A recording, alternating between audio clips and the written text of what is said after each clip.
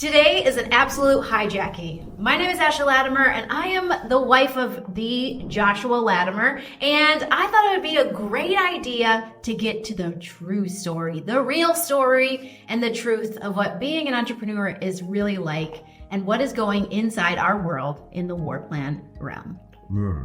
I have no context as to what we're going to talk about.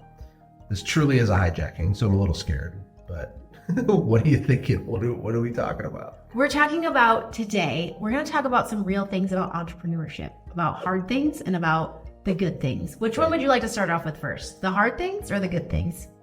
Let's do all the hard stuff first. Okay. What is the hardest part of being an entrepreneur? Hardest part for me is gradually believing that who I think I could be is true. That's even possible. Can you explain that to me? I mean, you remember, like, I have really big goals. But even saying that is evidence of my own limitation I put on myself, because the goal I have is really big. I've labeled it as big. But when we were, like, I didn't even tell you my real goals for like a long time because it was embarrassing to say it. Think of like a 700-pound morbidly obese person saying that their goal is to be 185 pounds and what that feels like as it comes out of their mouth. It's always been a big struggle for me. So there's like what's possible, and then there's who you are today, and there's this chasm, and then there's a level of belief that pulls you up towards what's possible. And, you know, trying to fight your way to that conviction and certainty that you definitely are that future version of yourself and believing it's real, it's like the whole war. That's the whole battle. It's really identity stuff. For me, it's been difficult. It still is. The levels changed, but that's how I see it. That's how I see the people I work with. That's the main problem, is who they think they are. So can you go a little deeper in describing how you closed that gap? Like, how did you start to close that gap of belief? Doing lots of things while you're totally freaked out. Changing the people that you spend time with. Proximity is power. You know, you can take maybe what's a big goal to you right now that almost feels embarrassing to announce it to your normie friends. You can change the room that you're in, and your big goal is now embarrassing compared to the average of the room. Mm-hmm. And so that comparison is very helpful. Not comparison like compare yourself to other people. I'm saying like what you even think big or success is compared to what the baseline of other people in a higher level room is. It's very helpful. It can help pull you up just from that. So that's part of it. And then the reason we say do hard things, it's people don't do enough total things that freak them out. Or they do things that are scary, like maybe they quit their job, started their company, or they do this big marketing campaign, or they make a hire before they're ready. But then there's these huge time periods in between those scary things. And people that are doing really big things, they're constantly walking the edge, doing scary things kind of sort of all the time. And so they just do more total scary hard things in a smaller time horizon than everybody else. Okay, and so how do they, like, as an entrepreneur wife, you're gonna go do big scary things. Can you talk people through how to get your loved ones on board to do the scary things, to walk that line of risk? Like, I know you did it for myself, but tell people like what they should do if you have a family, there has to be some buy-in, or you're abusive to your family. I mean, if you're just doing stuff and living in your own world and you're not casting vision or explaining their role in it, or you know, this, to me, that's just like horrible leadership. So how do you get them to buy in? I think the biggest thing is produce evidence. It's easier for people to follow you when you've gotten a win. Because there's a lot of people that actually don't have a problem sharing their vision, and they just yap all day. They're yappers, yappity yap, but they don't do anything. And so there's no results and there's no buy-in. You know, it's like the boy who cried wolf and no one believed him. Well, I'm going to have this $1 gajillion idea, and we're going to go on vacation, and then nothing happens. So evidence is the biggest one. You got to produce actual results. And as much as you supported me all these years and believed in me, I think it's a lot easier when it's like, oh, we can buy stuff now. Oh, I think I believe in them a little more now, right? Yeah. So evidence is very helpful. And then I think continuous communication of the vision is very helpful. reminding the people around you where you're going, why it matters, what their role is in it, how epic it is. Just constantly talking about it, you know? I know a lot of people that cast vision for their employees, but they forget to do it with their home life too. So they just need to make that go into their home life. Most people don't cast vision at all. They don't even cast vision of themselves. They don't have a vision. They have survival. You know, if you have a little itty bitty company, that's fine. But you weren't put in the earth to just sit in mediocrity and die. Like, that's not where we're. Everything in all of creation was made to grow and expand. But people just kind of coast. And they're allowed to do it. It just doesn't make sense to me, you know? And you want to max out the areas of your life that you can, not because you're trying to prove something, because that's what you were designed to do. It's like an apple tree that's too stubborn to make apples because it's stressed out. It's like my other apple trees were mean to me. They talk bad about me on Facebook, so I'm not going to make apples today, right? They don't have free will, and they're not conscious. So trees have no choice but to produce 100% of what they're capable of producing. But humans are like trees with attitudes and social media and, you know, excuses. And then, you know, you might be a tree that has the potential to be 150 feet tall, but you're surrounded by trees that are 30 feet tall. And then you misunderstand what normal even should be, because you're like, oh, I guess 30 feet tall is what it's supposed to be. It's like, no, like you were designed to be 150 feet, and everybody's different. I don't know. I just have that fire in my belly. Not everybody does. That's fine. I do. I'm going down swinging. I feel like I have a purpose, a mission.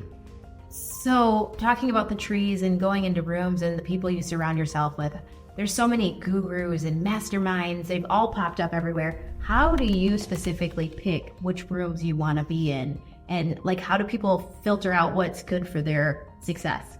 Well, there's a quote that says, don't take advice from someone you wouldn't trade places with. So maybe start there. Like, I'm currently in the market for a mentor myself. I personally think everyone should have a mentor and be a mentor until you're dead, because there's something awesome about being poured into, and there's something awesome about pouring out. You know, you can't fill yourself up unless you pour out. You got to give away what you got to get the new stuff, right? Like a wineskins analogy type of thing. And a lot of people read a lot of books and they do a lot of things, but they're not like helping someone behind them. And when you start teaching or mentoring someone who's behind you, really cool things happen to you, let alone the benefits to the person that you're helping. You find your voice, you get more clear, you actually understand concepts better yourself. One of the best ways to learn is to actually just teach the stuff you already know, and you will have more mastery of that stuff. I see a business owner doing 2.5 million, and maybe they want to become a mentor or a coach. They do it, they go to 5 really fast. And it's because it puts this weird positive pressure on you to actually apply the stuff you already know, because you're re-articulating it to these people behind you. So there's all these cool benefits of that. And then in terms of how to pick a group to join, I guess that's a deeply personal question. You could look at it as a transaction. Like at Warplan, we hire consultants for certain skills or tasks or a specialized piece of information.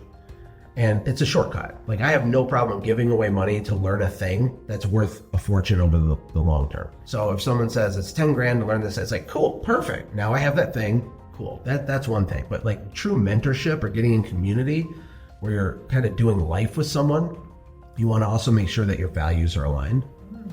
Make sure that you would trade places with that person. Maybe not in every category, but there's something about their level that you want to replicate or match in your life. So you're looking for a mentor. What are you looking for specifically in a mentor that wants to go to the next level? I think one of the things you want to look for in a mentor is, have they ever had the ability, not just to succeed themselves, because that's a given, but have they ever replicated that in another person? You know, a lot of the best athletes are not the best coaches. They're just not. And a lot of the very best, most, Hall of Fame coaches of different sports, they were professional athletes too, but they're like background people. Because coaching and teaching is a totally different skill set than just operating and growing a business. It's another thing. It has to be developed. So there's a lot of people that know how to do things and have gotten themselves success. But even better than that is someone that has done that plus done it again in another person, been able to transfer it, right? Because if they can't transfer it, it'll be harder for it to help you. Does that make sense? Yeah. And it's tricky. It's tricky to be able to transfer it, because the way you help someone else succeed isn't just by giving them information. That's like the big lesson here is like, information isn't really even the problem almost ever, unless it's a hired gun, give me the script for this transaction. Mentorship is all about behavior modification. It's about belief replacement.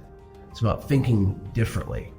It's about living into the future version of yourself. It's all this psychological stuff. Like, that's literally what makes it work. It's even in sports. You know, professional sports coaches aren't teaching people how to shoot the basketball better, right? They might have a tip. They might watch game film and see that someone's slipping or they've changed the arc on the way they shoot. But it's not about the arc. It's about what's going on in his personal life that's causing him to do that arc, right? Because maybe he had an injury and his confidence is shaken and he's trying to overcompensate by changing the arc. And so the coaches are thinking about the brain stuff and the belief stuff, because that's how you help people go faster, is leveling that up. And someone might have made a lot of money, but they might have absolutely no idea whatsoever on how to do that.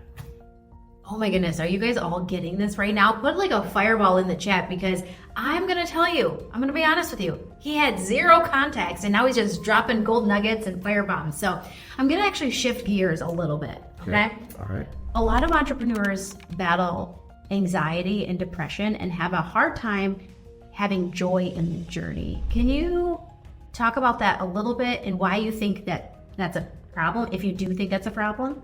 And have you ever struggled with having joy in the journey? I talked to a guy yesterday about that exact thing. And he has 2 companies doing millions and millions and millions of dollars.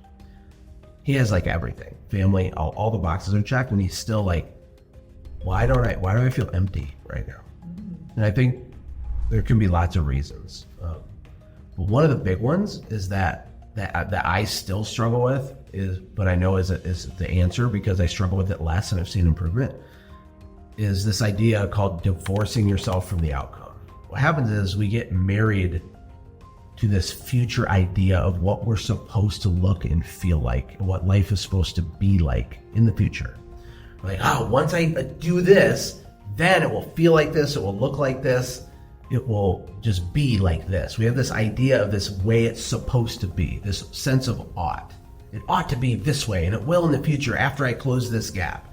And when we're married to that outcome, what happens is it's very motivating, and you will crawl over broken glass and do impossible things and suffer, and you will achieve it, only to find out that it doesn't look and feel like you hoped it would, and that feeling that you thought it would give you is very temporary.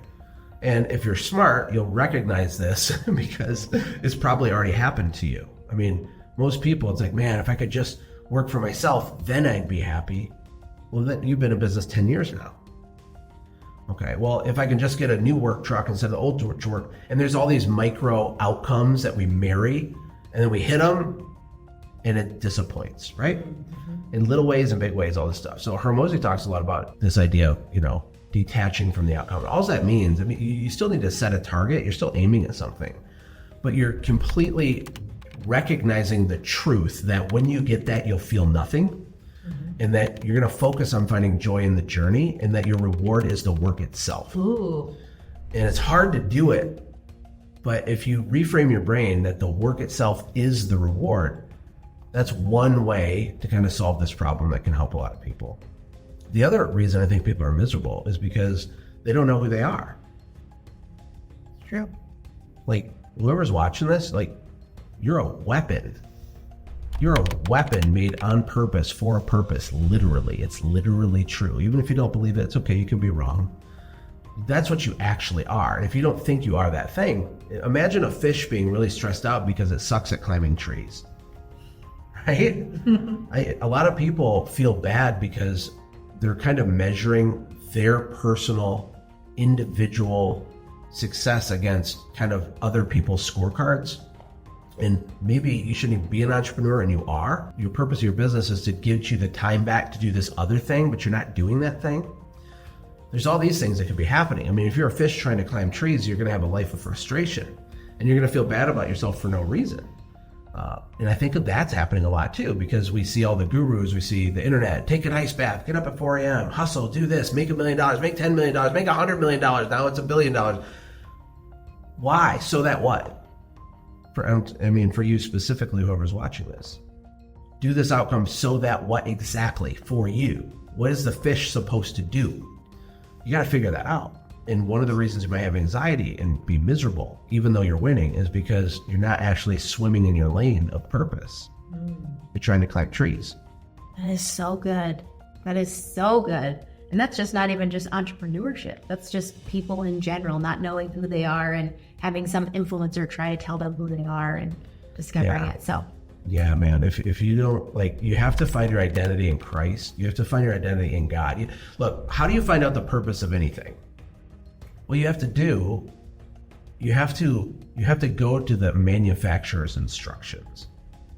Like if you saw some weird invention, maybe you could figure it out, but you'd never maximize the usefulness or the purpose of any item that was ever made unless you understood the intent of the designer. We have an intent because we're designed. Every watch has a watchmaker. Humans are like the ultimate watch. So, and there's so much nuance in it. Everybody has a unique DNA signature, a unique fingerprint, a unique iris scan, a unique vocal, whatever that's called.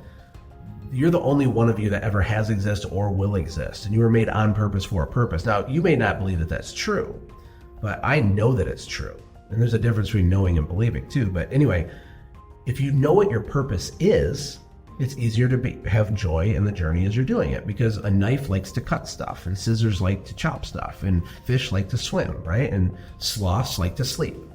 They're designed to do this thing. And so you're probably just out of alignment, and it's an identity thing, not knowing you were handcrafted to accomplish something that only you even can. And it doesn't need to be compared to anybody else, because why would a sloth be stressed out that it's not a fish? that is so good. And it takes my brain in so many different ways, because when I get the owner's manual of things, I'm just like, chuck it. I'll figure it out. I got this. And then later, you go back and you read it and open it up. I only have one friend that I know that's the first thing she does, and she reads it front to back. And so if I buy something new, I don't read them either. I asked her, I said, so, do you own this Ninja Creamy or whatever? Can you tell me what the owner's manual says? Like, I'll just choose my shortcut, which is still taking a shortcut of the certain thing. So interesting. Okay, so final and last, what are you excited for, or what's going good right now? I'm excited for, just on a personal level, I'm excited to get way more involved with my kids. So like with where our business is right now, we're just at the very, very, very beginning of what's going to be a big deal. How big? Really big. Orders of magnitude bigger than anything we've ever done in our life. Far beyond what we can even comprehend. But I'm excited about that. But what I'm really excited about is, taking the last 2 years I've worked really, really hard. We spent millions of dollars, and we're rich, but we're not rich enough to where millions of dollars doesn't matter. Yeah. It's like painful. All of our time, capital, attention, our emotion has went into this thing, right? Well, it's because it's a hustle and grind season. So what I'm excited for right now is helping Maverick and Tucker and Sawyer and Finley and Judah just crush it. I want to get into their world, help them do whatever it is that they want to do. If I'm going to be a mentor to someone, I want it to be to them first. The last 2 years have been, that's been on a shelf, and I sort of still do it. But, we're on this mission right now. So I'm really, really excited for that. Our kids are going to graduate. They're going to get married. We'll have grandkids. That whole phase of our life I'm really, really excited for. And then on the business side, I'm excited for our model, because it's completely different. And it's so good. It's just good for the average person. And this isn't a marketing sales pitch, but what we're doing at WarPlan is so brilliant in terms of its effectiveness and its impact and the emotion of it. It's so different. We're not building some big program to sign people up into. What we're doing is releasing people into the wild to go serve people 2 chapters behind them. And that model is so cool. In fact, last night, we got our first little testimonial of someone that was working with a facilitator. Mm-hmm. But I happen to know this guy that paid money to the facilitator for coaching. And then, the facilitator uses our software, and So it's like results inception, where I'm like, oh my gosh, like that guy over there is changing his life because of that guy, because of this decentralized platform. It's amazing. Can you explain a little bit about the model or no? I can. I mean, the concept is decentralized coaching. You said it best yesterday at lunch. We had lunch with friends. You know, there's a big difference between a mega church and discipleship. And I'm not beating up mega churches, okay? You know, they help our GDP because they keep the fog machine juice prices flowing, you know? Like they're the number one consumer of fog machine juice. But the thing is attending a church where there's 10,000 people in it isn't the same thing as doing life with 6 or 8 people in your home. And so with business coaching, this idea needs to happen because you have a guru culture where a lot of good people that have a teacher's heart, like they're really smart. They know a lot of stuff. They might not have been the best player, but they know they're called to mentor, teach, clap and cheer, and help other people go faster, right? What are they supposed to do? Well, they don't do anything because they think they're supposed to be Grant Cardone if they want to do that thing. No, you're not. Like the world doesn't need more Grant Cardones. We don't need more celebrities. We don't need more gurus. We don't need more coaching programs with 1,000 members in it. Because the reality is you can make a lot of money coaching because people are hurting and there's such a huge need for community. So the war plan model, this decentralized coaching, what we're doing is we're taking like this pyramid idea and flipping it upside down. It's a bottom up kind of thing. So you take a regular Joe who's had some success. Now he has a platform to go help mentor people 2 chapters behind him, and he keeps all the money. It's not about this facilitator coach guy being like, I'm making $10,000 a month coaching people. No. He's earned the right to share and monetize his expertise to help these people go faster. And that's a big deal for like everybody involved because the little guy is in this small cohort, like discipleship, like a home church kind of thing, except for business and marketing and money.